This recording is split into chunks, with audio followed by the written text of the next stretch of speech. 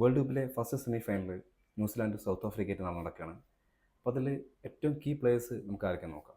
ഇപ്പോൾ south African നിരയിലേക്ക് വന്നാൽ നമുക്കൊരു സ്ട്രോങ് ബാറ്റിംഗ് നിര, അതുപോലെ തന്നെ ബോളിംഗ് അറ്റാക്ക്, അതുപോലെ തന്നെ ഓൾ റൗണ്ടേഴ്സ് ഉണ്ട്. ഇത് എല്ലാം കൂടി സമന്വയിച്ചൊരു കിടിലൻ ടീമാണ് സൗത്ത് ആഫ്രിക്ക. അതിൽ ഏഡൻ മക്രം ക്യാപ്റ്റൻ തന്നെയാണ് മുന്നിട്ടിറങ്ങുന്നത്.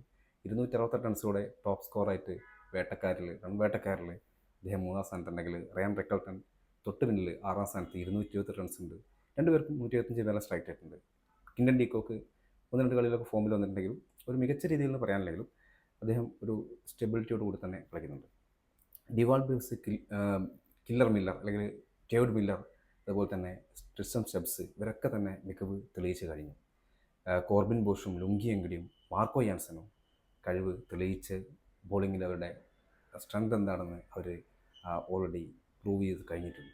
ന്യൂസിലാൻഡ് ടീമിലേക്ക് വന്നാൽ ഓപ്പണേഴ്സ് മികച്ച രീതിയിൽ പെർഫോം ചെയ്തിട്ടുണ്ടെങ്കിലും മധ്യനിര അവർക്ക് ഇപ്പോഴും പരീക്ഷിക്കപ്പെട്ടിട്ടില്ലാത്തൊരു ഏരിയ തന്നെയാണ്. ഇപ്പോൾ രജിൻ രവീന്ദ്ര വേണ്ടത്ര ഫോമിലേക്ക് വന്നിട്ടില്ല. ക്ലാം ഫിലിപ്പ് ഒന്നിരട്ട കളികളിലൊക്കെ കളിക്കുന്നുണ്ടെങ്കിലും കാര്യമായിട്ടുള്ള പെർഫോമൻസ് ഇനിയും വലിയ ടീമിനോട് അദ്ദേഹം കാണിക്കേണ്ടിയിരിക്കുന്നു.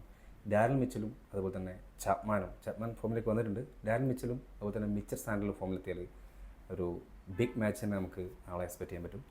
മാറ്റ് ഹെൻറിയും ലോക്കി ഫെർഗ്യൂസനൊക്കെ അതുപോലെ ഡെഫിയൊക്കെ തീർച്ചയായിട്ടും ഒരു ഏറ്റവും വേൾഡ് ക്ലാസ് ബോളേഴ്സ് തന്നെയാണ്.